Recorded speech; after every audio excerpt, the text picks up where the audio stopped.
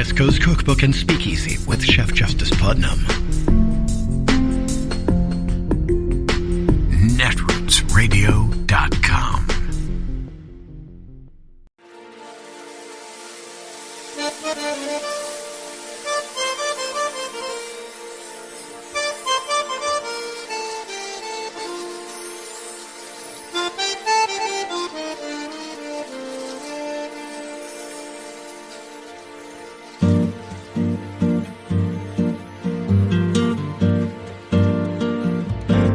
Je voudrais du soleil vert, des dentelles et des théières, des photos de bord de mer, dans mon jardin d'hiver. Je voudrais de la lumière, comme en Nouvelle-Angleterre. Je veux changer d'atmosphère, dans mon jardin d'hiver.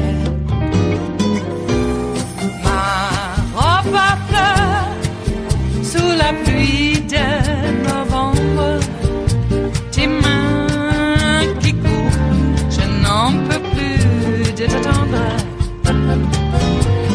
Les années passent, qu'il est loin, là je tombe.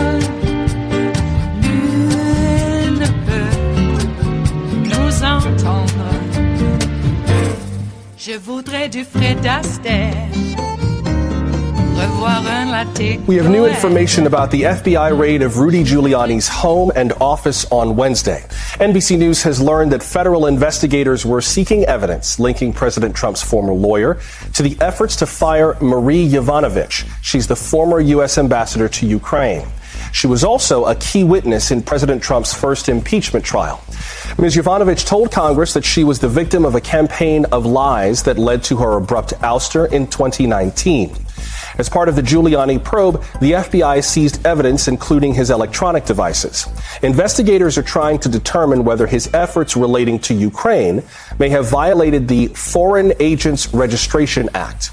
No charges have been filed against Mr. Giuliani, and he claims that the search warrant was conducted improperly.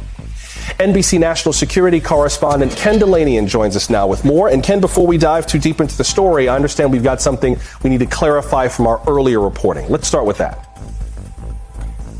Great to be with you, Joshua. That's right. On Friday, NBC News reported that the FBI back in 2019 had warned Rudy Giuliani that he was the target of a Russian influence operation, according to a source familiar with the matter. Well, a second source familiar with the matter is telling us today that that so-called defensive briefing, while prepared, while planned, was not actually delivered. And so we have amended our story to reflect our latest understanding.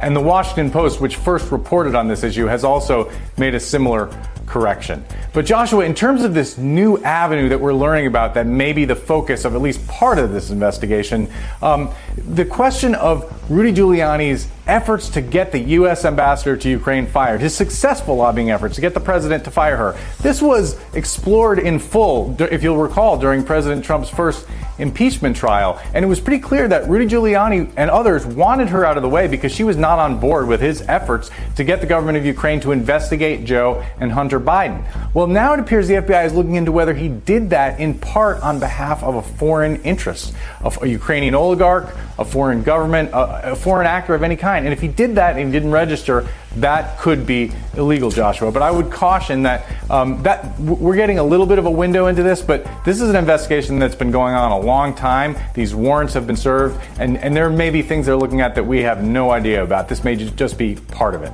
Now, Rudy Giuliani claims that the evidence that was seized by the FBI was obtained inappropriately. Here's part of what he said. The documents they seized, easily half of them involved my representation of the President of the United States as a lawyer. And when I was a prosecutor, when we used to obey the Constitution, you would never do this. Ken, this does seem unusual to execute a search warrant on a lawyer, especially a lawyer who used to represent a former president. Joshua, I would say it's unprecedented, except there is a precedent. It's another lawyer for Donald Trump, Michael Cohen, who had this similar situation happening with his office and homes were raided by the FBI, and he went to prison. Now, Rudy Giuliani is right. This does present some issues, but the government has a way of dealing with this. They name a so-called clean team, a taint team, separate from the investigation of FBI agents and lawyers who go through everything, all the material from Rudy Giuliani's electronic devices that were seized, to make sure that none of it is subject to attorney-client privilege, and to remove anything that is, and make sure that that's not part of the criminal investigation. And Rudy Giuliani's lawyers will get a chance to argue about that in court, as Michael Cohen's lawyers did. But lawyers don't get a free pass from committing crimes just because they have attorney-client privilege. And the government here was able to convince a judge that there was probable cause to believe a crime had been committed, and that evidence about that crime was present in those electronic devices at Rudy Giuliani's home and office, Josh. Craig Melvin asked President Biden about all this during his interview with the president. Let's listen.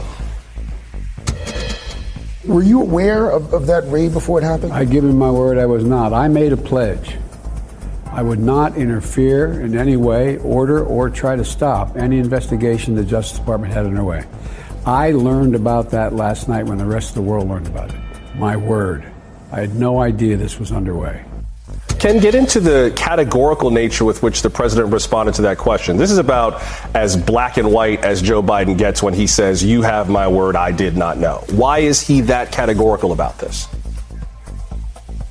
Well, very simply, Joshua, he has simply restored the post-Watergate norms under which a president does not interfere with the Justice Department on criminal matters. A whole sort of body of rules and regulations developed after Richard Nixon, interfered with the DOJ during Watergate to prevent that from happening again. It's only remarkable because Donald Trump completely set that aside and said rhetorically, how much he interfered is an open question, but said that he had the power to stop criminal investigations, to start criminal investigations, and he sort of trashed this post-Watergate norm. Well, Joe Biden has absolutely restored it, and we have no reason to believe that he's not telling the truth there, that there's no evidence that he played any role, or anyone at the White House, and that was true under the Obama administration and the George W. Bush administration, Joshua. Before I let you go, Ken, I'm going to ask you to repeat yourself just a little bit, because I think that stories involving Rudy Giuliani necessarily have a lot of, fire, a lot of sound and fury that can signify nothing around them, just because of his personality and so on. But this is a serious matter, and I don't want this to get caught up in any kind of opinions that people may have about Rudy Giuliani's personality or anything like that. Before I let you go, Ken, just bottom line this for us one more time. As this story goes forward, what should we be paying attention to? What should we be looking out for? Well, I think we're all getting caught up in this very sort of rather pedestrian and pedantic foreign FARA, the Foreign Lobbying Registration Act, which seems like sort of a technical statute. It's not often enforced. But in this case, it's a huge deal, because if Rudy Giuliani was lobbying the president of the United States on behalf of foreign interests and didn't disclose it, that's arguably a perversion of American democracy. I'm not saying he did that. That's what's being investigated. And it goes well beyond some paperwork violation, some failure to disclose. And also, of course, Joshua, the U.S. intelligence community has made very clear that Rudy Giuliani was right in the middle of a Russian disinformation operation to interfere in the election, because he was taking information from people who were taking information from Russian intelligence. So I think going forward, obviously the investigation will proceed as it will, but I'm watching for the sort of the larger picture to emerge of where this foreign lobbying stuff fits in to other aspects of Giuliani's conduct, Josh. A very serious investigation, and again, to reiterate, it is so far still an investigation. He has not been charged with anything, at least not yet. Thank you, Ken. That's NBC national security correspondent Ken Delanian with the latest. It is Monday, the 3rd of May of 2021. And you are in West Coast Cookbook and Speakeasy. I am your chef de cuisine, Justice Putnam. Gunner the English Bulldog is our snoozing sous chef. And our daily special is River City Hash Mondays. And yes, it has been a weekend. Had a bit of rain over the weekend here in the Rogue River Valley of Southern Oregon, which was quite nice. It was almost like Oregon weather once again, almost. And we had other news in the news over the weekend as well. Of course, we know about Rudy. and we talked a little bit about Rudy, or had a little bit about Rudy here at the top, as at the beginning of the salon. But some very sad news came across the transom early this morning. Nita Lind, Navajo, to those of you who know, posted a diary announcing the passing of Glenn Hammonds, who we all know on Daily Kos as Jotter. And I had the great fortune to meet Jotter several times, and he was a very friendly fellow, reached out to me several times over the course of our participation on Daily Kos. When Netroots Radio first started, just before we started, what I had been doing is that when Daily Kos had updated their format, and everybody hates a new Daily Kos, right? Daily Kos 3, everybody hated it until they got used to it, and then they loved it. Then they didn't want to give that up. But anyway, when Kos moved the technology to where we could share and embed YouTube videos, that was quite fun. So I would put playlists of YouTube video music in a diary, and very similar to, instead of skipping ahead, I'll just mention it further here, is that for a bit of time, I would post these YouTube video playlists, and I'd line them up, and the way that I would play them, that as soon as one video was just about ready to end, I would then begin the video of the next one, so it sounded like a radio station, the fade in, fade out deal.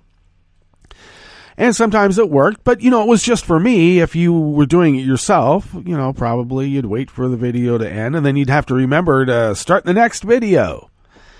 So Jotter reached out to me just out of the blue and said, I could probably write a code where we could link those videos up with an autoplay where when one ends, one begins. And that was right at the time that I was invited to start on this new group. I guess you'd call it a group on Daily Kos, because then we started doing groups back then as well. And what became Netroots Radio. It had been going for, several weeks. And then they asked me to come on board because of my music video embeds that I had been putting on for a bit. And I said, sure. And I thought, well, here's a radio station. And so because of that initial interaction with Jotter, because I would have had no idea that could even be done. Fade in or fade out one YouTube, autoplay the next one to fade in. I wouldn't have thought that one could do that on the computer, but you can. So because of that, we would have, infrequent communications, and we'd see each other when Nita would put dinners together. That used to be a common thing before fires and COVID took over our lives. And I would see Jotter, being in the Bay Area and such, on an irregular basis. Of course, I see no one now that I've moved up here to Southern Oregon to take care of my elderly mom. And when I say no one, I don't really want to meet. Well, I know the neighbors, but, you keep them at arm's length because, I don't know. Yeah, a lot of good Republicans. A lot of them. Anyway, the passing of Jotter is very sad news. He was such a friendly and engaging fellow.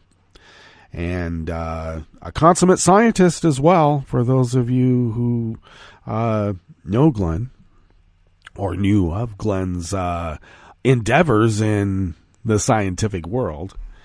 So he will be sorely missed, and very sad news. In fact, this is a while ago, but I have had have a standing invitation to Jotter and Meteor Blades, Tim Lang and others that are in the Bay Area, if they're passing through here, when we can finally all get together. We would pass them through. Let's get together. So I was looking forward to meeting up with Jotter, but he got sick not too long ago, and now he's gone. But his memory and all of the good memories and whatnot that we have of Jotter still remain. So rest in peace, Jotter. Rest in peace. Well, why don't we go ahead and look at what we have curated for you for the rest of the day here in West Coast Cookbook and Speakeasy. And, of course, at the top, that was a breakdown of Rudy being investigated for his involvement in ousting Marie Yovanovitch. I like how there is just, what? Rudy thinks that just because he's a lawyer, he can commit every crime in the world, including treason. And all he has to do is say, yeah, but that's privileged. When you're committing a crime, it's not privileged. Okay, Rudy, please. So even Dershowitz is out there. He wants to file some briefs, too. I hope there are the extra padded briefs, because they're going to be peeing their pants if they're not careful. And they are not careful. That's why they always have the extra padded briefs. Always. And with Dershowitz, you would expect it. Boy, speaking of Dershowitz, if you ever took a class with Dershowitz, would you have to, deny that you took classes from Dershowitz if you endeavored into lawyerly life? Would you? I mean, or would prospective employers and law firms say, oh, you took classes from Dershowitz? Well, then you know exactly what not to do. Okay, I don't know. Maybe don't take a class from Dershowitz, and you would never have to explain it then, would you? Would you? All right, well, on the rest of the menu, California Democrats have sharpened their anti-recall messaging, and what's up with trying to nullify every election that Democrats win? I'll tell you what's up with it. Sounds like they're in cahoots with a hostile foreign power and have been for a while. But that's only in this reporter's opinion. Only? Missouri is the latest state to thwart voter-approved policies. Yeah. Democracy? Representative democracy? People get to vote for things? No way. They're just little children. We have to show them what's right. And Homeland Security will begin repairing the damage caused by Trump's border wall. And thank Joe for stopping that boondoggle. What? Well, After the break, we move to the chef's table, where a senior foreign ministry official alleged that Biden made a big blunder in his recent speech by calling North Korea a security threat. What? I thought that was the whole idea of North Korea. They want to be a security threat to the world. And now they're whining that someone called them a security threat. Well, that's just North Korea rattling their sabers at the beginning of a new administration, like they always do. And the G7 is looking to build a rapid response mechanism to counter Russian propaganda and disinformation. All that and more on West Coast Cookbook and Speakeasy. Bon appetit.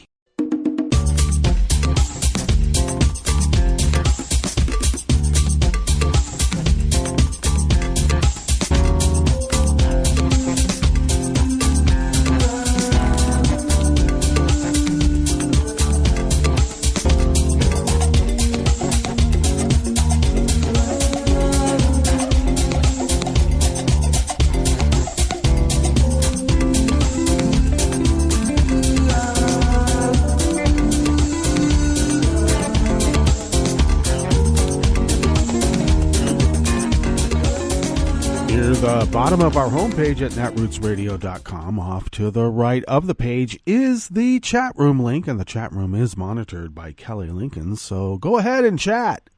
If you would then look across the page near the bottom of our homepage at netrootsradio.com, there is that Patreon link, and if you could become a recurring Patreon of Netroots Radio, you will help us pay our bills, help us fly under the radar, and most importantly, help us continue this 24/7, 365 resistance broadcasting, as we have been doing for the last 10 years. It is our 10th anniversary this year.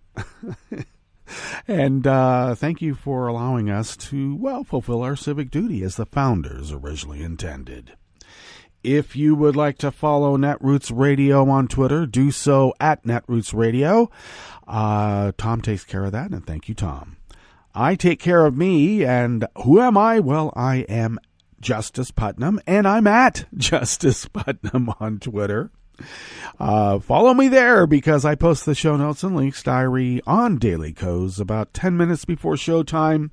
Get that linked up on social media, except I won't be doing it on Facebook for, until next week. It looks like the insurrectionists, the pandemic-denying anti-vaxxers are out in force, and they're up to their old tricks, baiting people. And I don't know what it is, that they can threaten physical violence in the real world, but if you simply say, okay, beat me up, you are somehow construed as being the bully.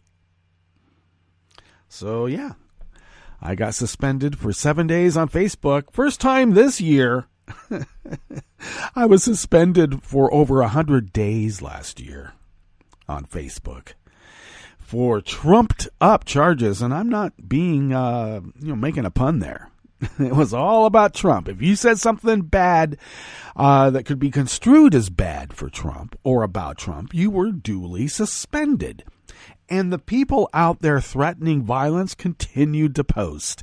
And if you reported them, you would get a message back from Facebook. Nah, they don't violate community standards. Only standing up to a Nazi is violating community standards on Facebook. So let us remember that. So I don't know why I keep going back. I don't know why. Well, it doesn't bother me as much as it did last year because it was such an affront, especially since it was so capricious. It just proved that the algorithm coded by a bunch of coders has no idea about humanities, cannot tell a bully from the victim. All right. Especially if the victim says, hey, go ahead, beat the crap out of me. How is that bullying the Nazi? I still cannot figure. Oh, I call them a wimp. Maybe that's what it was. Hate speech. Okay, well, if you would like to follow the show on Twitter, you can do so at Cookbook West and pick up podcasts by way of Spreaker, Stitcher, TuneIn, iHeart, YouTube, iTunes, wherever podcasts can be found. Indeed. Alrighty.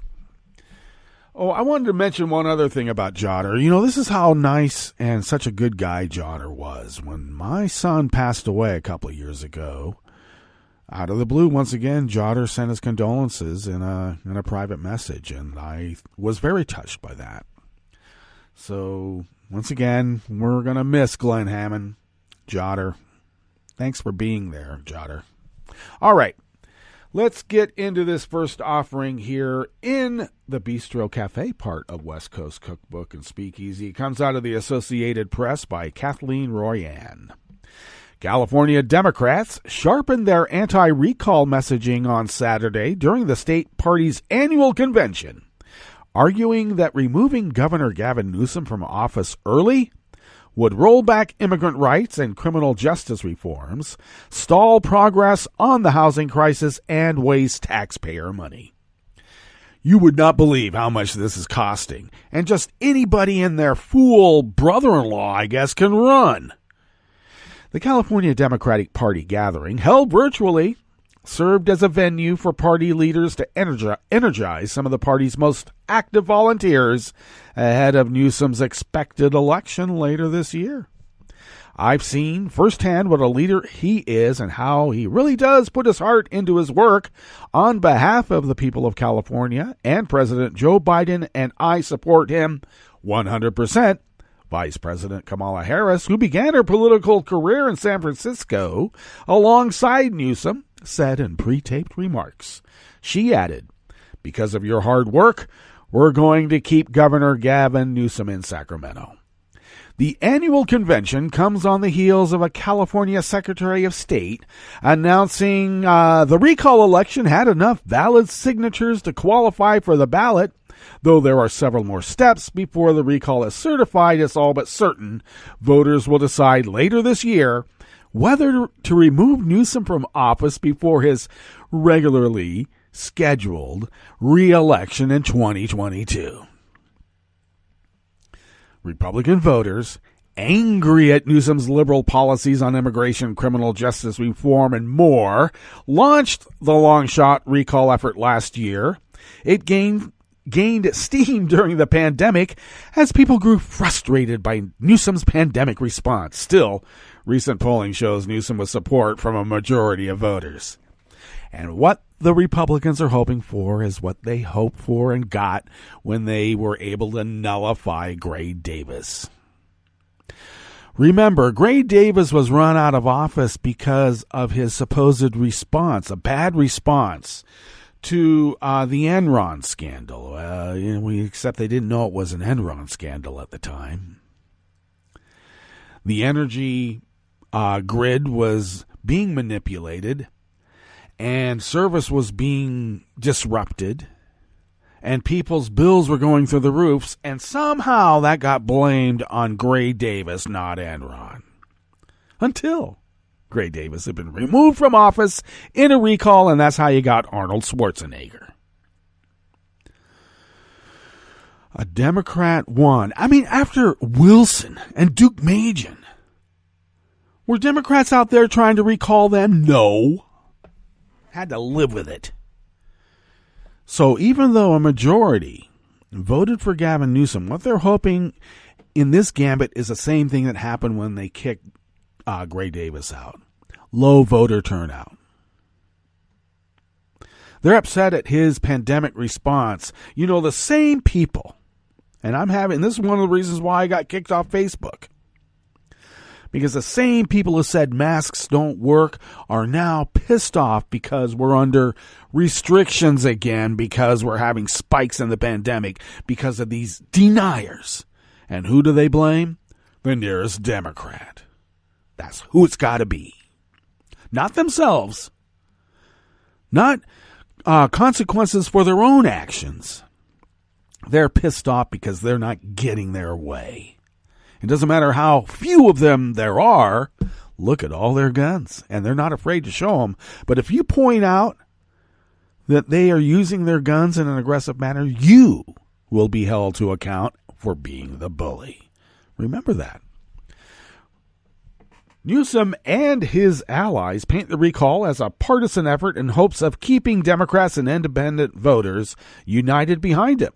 Republicans make up just a quarter of the state's registered voters. Maintaining the support of activists will be key to keeping another Democrat out of the race. Elsewhere, U.S. Representative Barbara Lee said removing Newsom from office would roll back California's progress on the housing crisis, though critics say he hasn't done enough to speed building. Is that all they think of? State Controller Betty Yee said the recall could cost $90 million, money that would be better spent on other state priorities. Now, parenthetically, the article notes that state finance officials have not yet done a formal cost estimate. Frank Carrillo, a criminal justice reform advocate who had a wrongful murder conviction overturned in 2011 after 20 years in prison, gave a rousing defense of the governor's criminal justice policies. Carrillo joined Newsom at the Capitol in early 2019 when Newsom issued a moratorium on the death penalty, a key point of anger among some recall supporters because they're murderous Nazis, of course. They want to murder more people, even the innocent.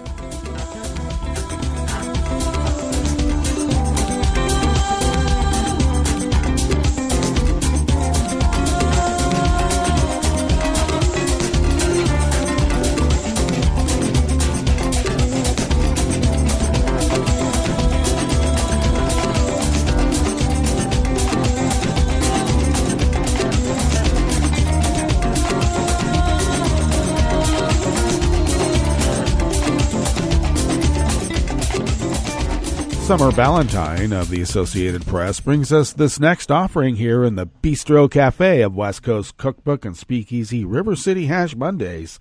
Oh, our hard-working, snoozing sous chef is hard at work snoozing, so that's what the hard work you're hearing in the background is. He's a hard worker, one of the best. Missouri lawmakers recently shut down attempts to pay for Medicaid expansion in what is the latest example of a state house fighting to undo voter-enacted policies. Critics argued during a contentious debate in the state Senate that voters did not understand the potential cost of the federal health insurance program. Supporters, including Democrats and some Republicans, said lawmakers were going against the will of voters, who amended the Missouri Constitution last year to make thousands more low-income adults eligible for government health insurance. The people voted for this. We put it in the Missouri Constitution. That's what they voted to do, Democratic Senator Jill Shoup said. Now we have people who took an oath to uphold the Constitution of the United States and the state of Missouri, and here we are with people turning their backs. It is unclear how the decision will impact access to Medicaid once new eligibility rules take effect in July. Republican Governor Mike Parson on Thursday last tweeted that his administration will assess its options once the budget is finalized. Lawmakers expect a court battle. Now, Missouri is among 16 states that allow voters to enact policies by putting them on the ballot. Out here in the West, we know them as referendums. According to the National Conference of State Legislators, South Dakota, Utah, Montana, Arizona, and Florida are all states where lawmakers recently sought to undermine voter-approved measures because we voters, especially the Democratic ones, are mere children.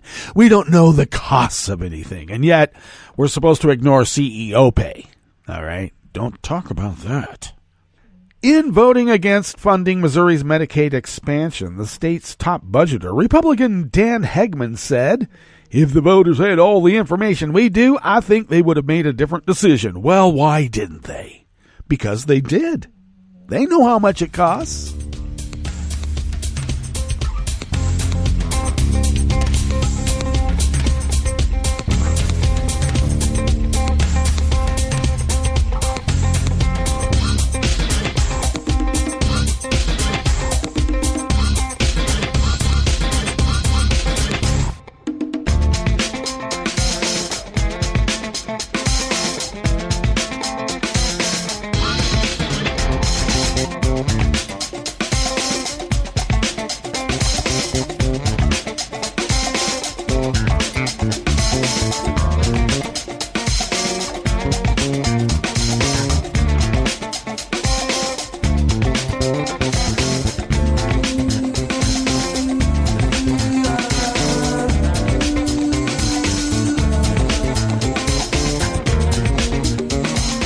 Elliot Spaggett of the Associated Press brings us this final offering here in the Bistro Cafe of West Coast Cookbook and Speakeasy River City Hash Mondays. The Biden administration said it will begin work to address the risks of flooding and soil erosion from unfinished sections of the wall on the U.S. border with Mexico and will cancel military-funded contracts as it shuts down one of Trump's signature domestic projects. Construction under the Trump administration blew large holes into the flood barrier system of low-lying regions in Texas's Rio Grande Valley, the Homeland Security Department said. It will quickly repair the flood barrier system without extending the wall. Hidalgo County, Texas officials have expressed alarm about flooding risks during the hurricane season starting in June from breaches in a levee system after Biden halted border wall construction immediately upon taking office in January. The department said it would also fix improper compaction of soil and construction materials along parts of the 14-mile barrier in San Diego, and soon unveils plans to address additional damage from border wall construction during Trump's presidency. The San Diego wall is largely in unpopulated stretches in areas restricted to Border Patrol agents who like to fire on little kids on their Stingray bicycles throwing rocks. Biden ordered a pause on all wall construction on his first day in office, leaving billions of dollars of work unfinished, but still under contract after Trump worked feverishly last year to build more than 450 miles. He didn't build that. That was repair of what was already there, and it shouldn't be there anyway. But that was a goal Trump said he achieved 8 days before leaving office. Biden gave aides until March to determine how much it would cost to cancel contracts and whether money could be spent elsewhere. Answers began emerging on Friday. The Defense Department said in a statement that it is canceling contracts and will use unobligated money for military construction projects for its initial purpose. It is reviewing billions of dollars in delayed projects that would get priority. As of January 15th, the government had spent a little over $6 billion of the $10.8 billion in work it signed contracts to have done, according to a Senate Democratic aide with knowledge of the contracts. And the full amount under contract would have extended Trump's wall to 664 miles. Publicly, the Trump administration said it secured $15 billion for the wall. The Senate aide said it was actually $16.5 billion, which $5.8 billion was appropriated by Congress, and the rest diverted from Defense and Treasury. Hidalgo County Judge Richard Cortez recently told Border Report that there were at least 4 breaches in the levee system, protecting Hidalgo County's low-lying region from floods during a major storm. The dirt levee was built under a 26 legislation to protect the Delta region from flooding, but was also a staging ground for Trump's border wall. Cortez said the areas were left vulnerable when Biden halted work. Environmental advocates welcomed the announcement. This long overdue reprieve is a huge step toward justice for people and wildlife in the borderlands, said Lakin Jordal of the Center for Biological Diversity. We are grateful that the Biden administration has stopped this senseless destruction. I'd like to know what happened to the butterfly sanctuary. Will that be made whole once again? Please. All right, let's get to our break, and when we get back from that break, we will go through weather from around the world, and we will finish up with the stories that we have curated for you today. You are listening to West Coast Cookbook and Speakeasy, and we will be right back. You are listening to netrootsradio.com. Please hang up and try again.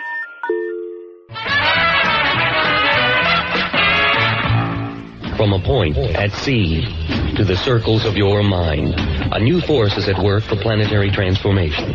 New radio for a new Earth.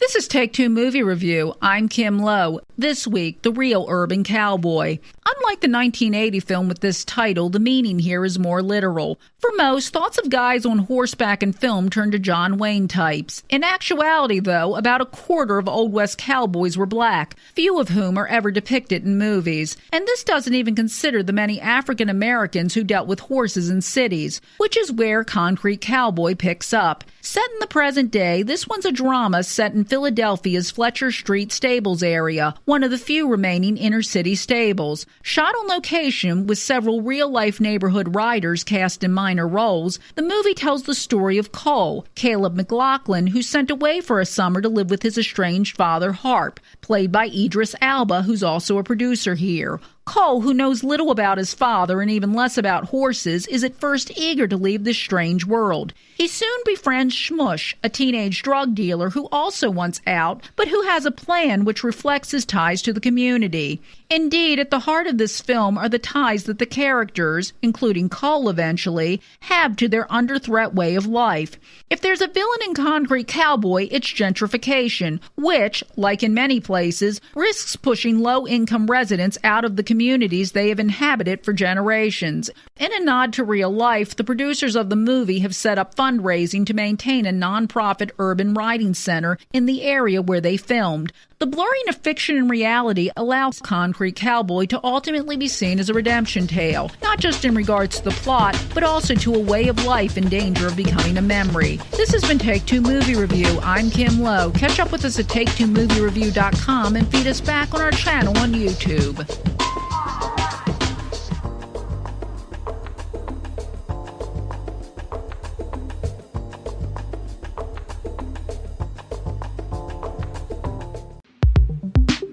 This is Scientific American's 60-Second Science. I'm Jason Goldman. Really, for probably most of a decade, it seemed to be during the hot summertime where my students would come back into the building and knock on my door and say, "Hey, do you see the lovebirds in the windows and the vents?" And I said, "Yeah, I have."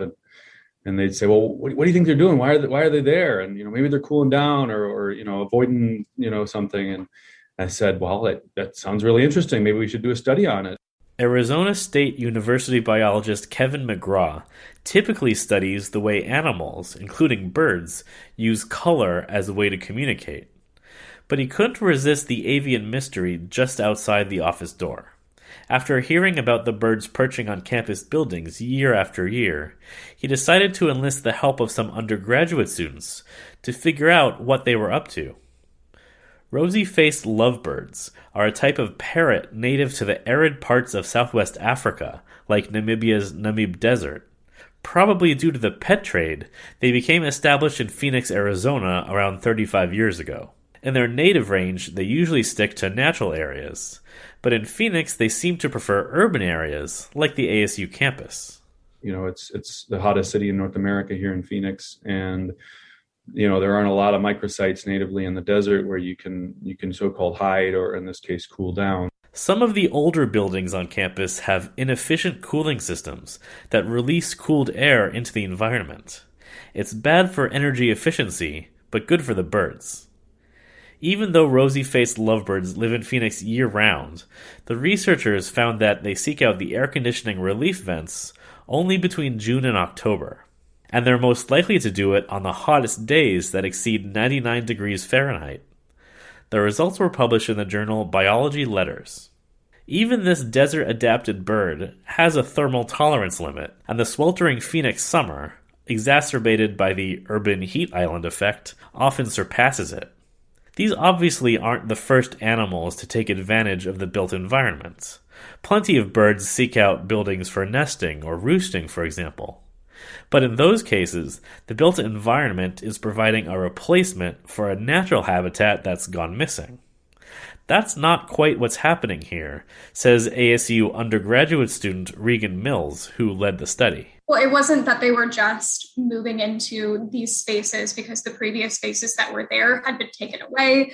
It was they're finding this interesting new opportunity to serve some sort of thermoregulatory function. The researchers say this may be the first formal documentation of an animal population taking advantage of building infrastructure for cooling. For me, the big takeaway is our human responsibility when it comes to the rising global temperatures and how we're pushing these animals to adapt to that in really novel, interesting ways. Wild birds don't typically like to be close to people. Once the pandemic restrictions allow them to return to campus, Mills and McGraw hope to continue their study of these birds. One thing they like to understand is whether the introduced lovebirds are outcompeting native birds for access to this cooling resource, or whether native species have found other strategies for surviving the hottest days. We have, I think, a pretty significant moral responsibility to understand the ways that we're causing native animals to interact with us. Thanks for listening. For Scientific American's 60-Second Science, I'm Jason Goldman.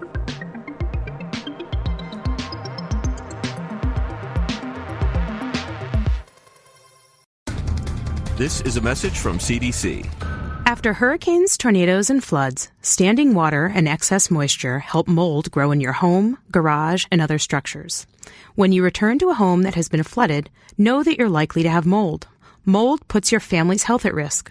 If you have mold growing in your home, you should clean it up and fix other water problems, such as leaks in roofs, walls, or plumbing. Keep your children and pets out of affected areas until you've cleaned. Control moisture in your home to prevent mold growth. To remove mold growth from hard surfaces, use commercial products, soap and water, or a bleach solution of no more than 1 cup of household laundry bleach in 1 gallon of water. Follow the manufacturer's instructions. Never mix bleach with ammonia or other household cleaners. It will produce dangerous, toxic fumes. Open windows and doors to provide fresh air. For more information, visit cdc.gov or call 1-800-CDC-INFO. He seems sorry. We very clearly told him not to look up there. I'm honestly impressed that he was able to do it. Right? What, did he balance on that big chair? Yeah, I mean, I guess he'll just know what his gifts are this year. I really thought we had hidden them well. If they can find their presents, they can find a gun. 911, what is your emergency? Every day, 8 kids and teens are unintentionally killed or injured by loaded and unlocked guns. Learn how to make your home safer at endfamilyfire.org. Brought to you by the Ad Council and End Family Fire. Hi, I'm Tom Hartman, and since you're listening to netrootsradio.com, show your progressive side and go to the donate button on the bottom of the homepage. It's progressives like you who power Netroots Radio and keep the progressive message beaming everywhere 24 hours a day. Just go to our donate button at the bottom of netrootsradio.com. Thank you for keeping progressive radio at full power.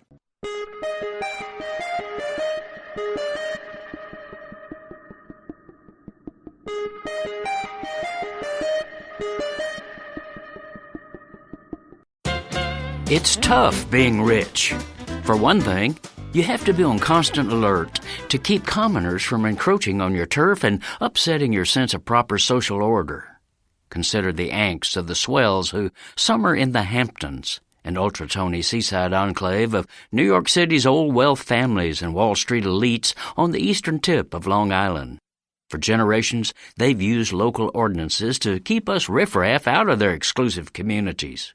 But now, they find themselves besieged by, believe it or not, Indians.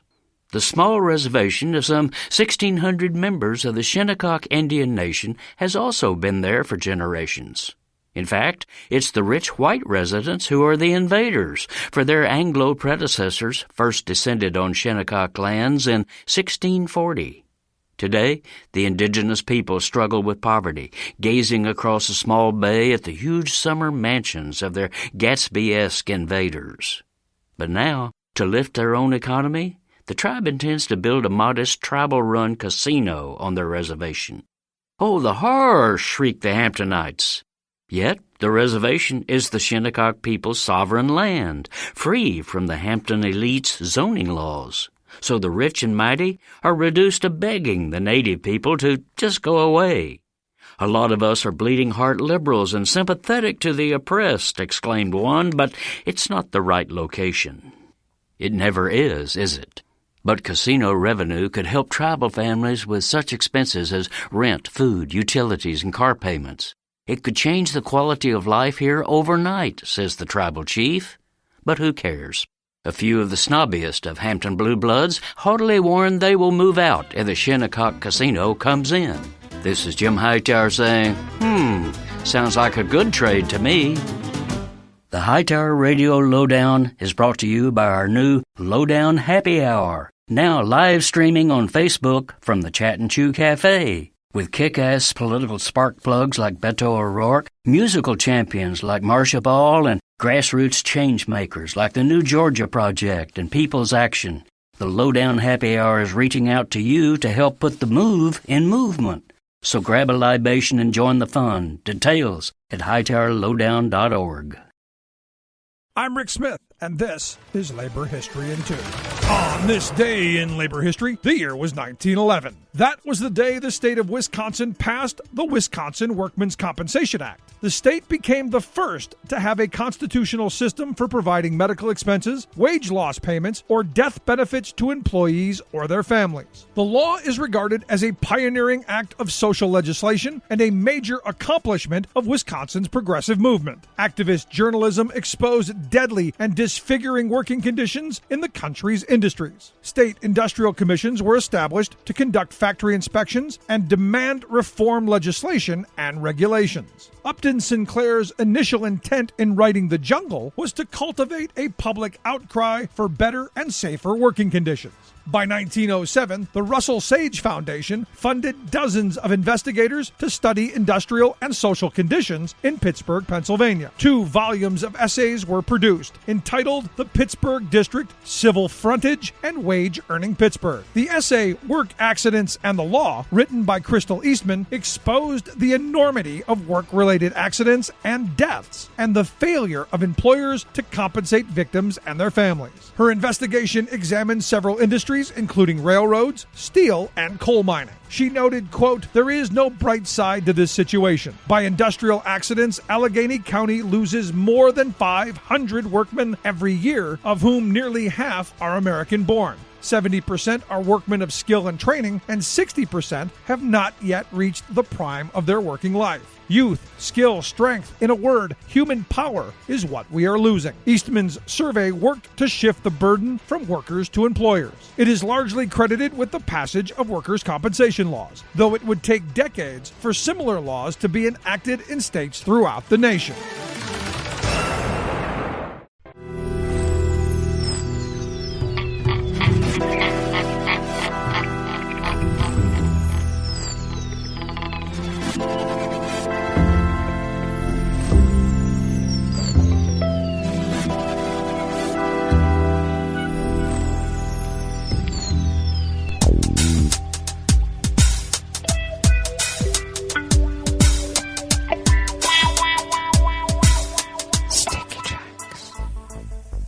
Thank you for accompanying us here to the chef's table at West Coast Cookbook and Speakeasy River City Hash Mondays.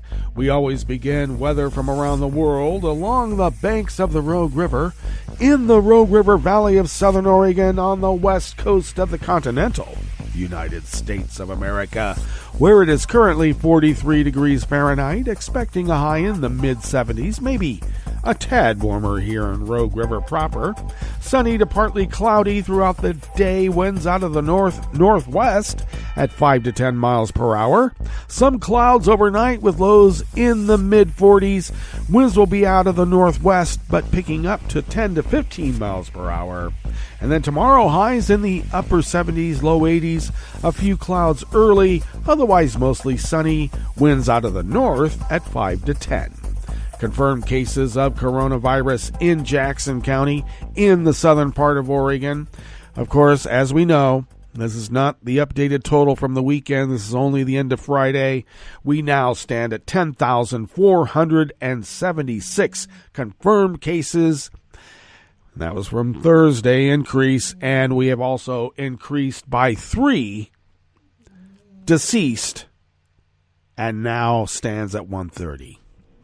And yet, people who stand up to these pandemic deniers, anti-vaxxers, are being suspended once again on Facebook. Why is that? Anyway, let's look at what barometric pressure is. We'll before we get to that, grass pollen is rated as high. The air quality index for the region, though, is good at 24 parts per million, but that daytime UV index has gone into the very high range, now at 8. So do take care. Put on the SP50. Don't question it. Just do it. Now, barometric pressure, it's rising at 30.23 inches. Visibility is at 9 miles. And relative humidity is at 90%. That's going to get a little bit more dried out as the day progresses, of course. Weather from around the world is brought to you by a crowd of crowdsourced weather stations that are crowd sources from around the world. London is 54 and partly cloudy. Paris is 62 and sunny. Rome is 68 and sunny. Kyiv is 52 and partly cloudy with lots of wind. Kabul is 70 degrees with thunder in the vicinity, and I presume the lightning is just before the thunder. Hong Kong is 74 and mostly cloudy. Tokyo is 60 degrees and clear. Sydney, Australia is 65 and partly cloudy. San Francisco, California is 54 and sunny.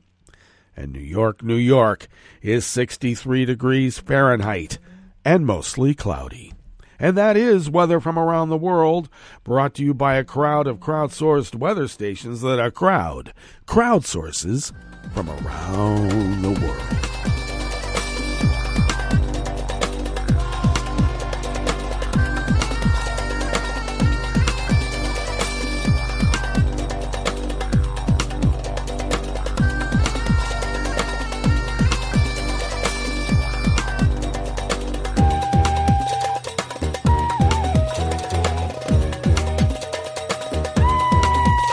Young Jin Kim of the Associated Press brings us this first amuse-bouche here at the chef's table at West Coast Cookbook and Speakeasy.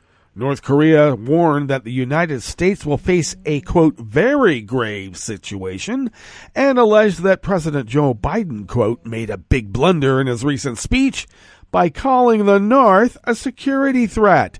Last week, Biden, in his first address to Congress, called North Korea and Iran's nuclear programs serious threats to American and world security, and said he'll work with allies to address those problems through diplomacy and stern deterrence. His statement clearly reflects his intent to keep enforcing the hostile policy toward the DPRK as it had been done by the U.S. for over half a century. Gwang Jong-gun, a senior North Korean foreign ministry official, said in a statement, and now we know, of course, that the DPRK stands for the Democratic People's Republic of Korea, the North's official name. It is certain that the U.S. chief executive made a big blunder in the light of the present-day viewpoint, Kwan said. Now that the keynote of the U.S. new DPRK policy has become clear, we will be compelled to press for corresponding measures, and with time, the U.S. will find itself in a very grave situation. Kwan still did not specify what steps North Korea would take, and his statement could be seen as an effort to apply pressure on the Biden administration as it's shaping up its North Korea policy. Biden's National Security Advisor Jake Sullivan said that U.S. policy is not aimed at hostility, it is aimed at solutions and at ultimately achieving the complete denuclearization of the Korean Peninsula. And no one, in this reporter's opinion, will be saluting any North Korean generals during this administration.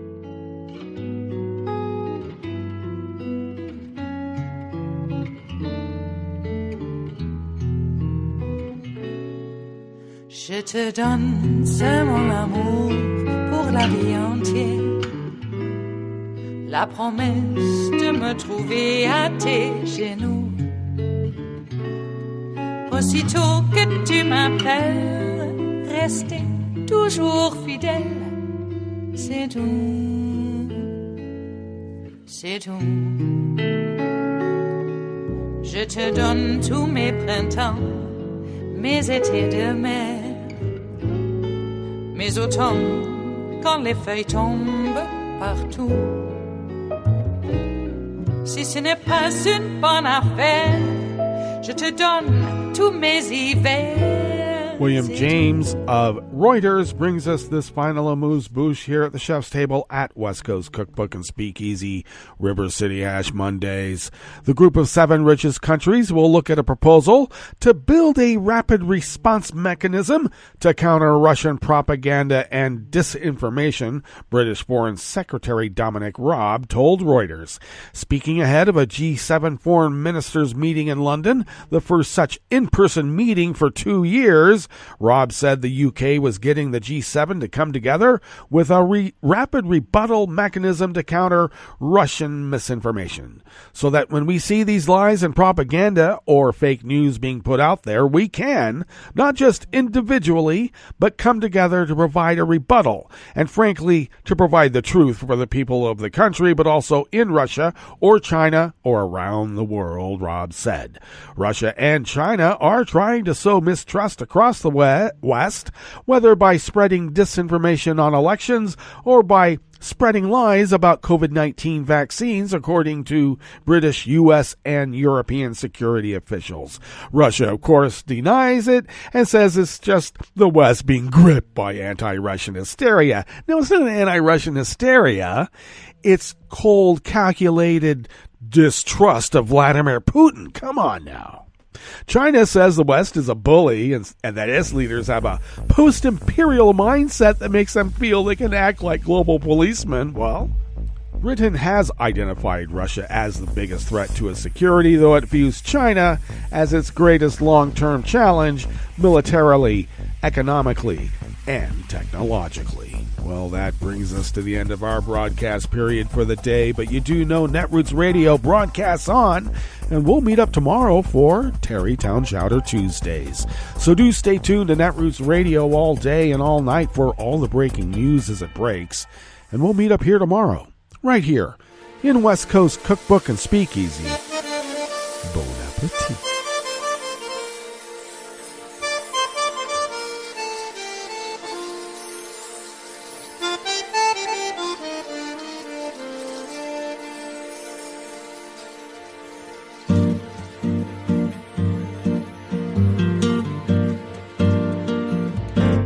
Je voudrais du soleil vert, des dentelles et des théâtres, des photos de bord de mer, dans mon jardin d'hiver. Je voudrais de la lumière, comme en Nouvelle-Angleterre. Je veux changer d'atmosphère, dans mon jardin d'hiver.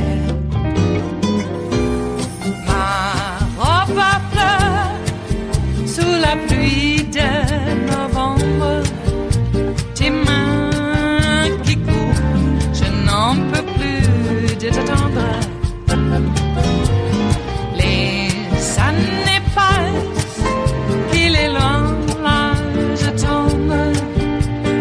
Nul ne peut nous entendre. Je voudrais du Fred Astaire, revoir un latte Goël. Je voudrais toujours te plaire dans mon jardin d'hiver.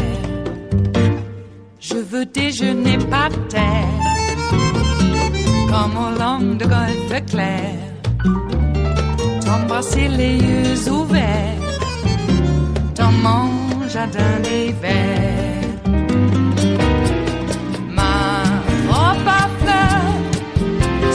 Pluie de novembre, tes mains qui courent, je n'en peux plus de t'attendre.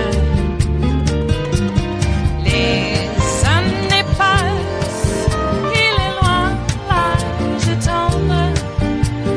Nul ne peut nous entendre. Ba-da-da-dum-di-da-dum. Ba-da-da-dum-di-da-dum. Ba-da-da-dum-di-da-dum. Dans mon jardin d'hiver. Ba-da-da-dum-di-da-dum. Ba-da-da-dum-di-da-dum. Ba-da-da-dum-di-da-dum. Dans mon jardin d'hiver. Dans mon jardin d'hiver. Dans mon jardin d'hiver.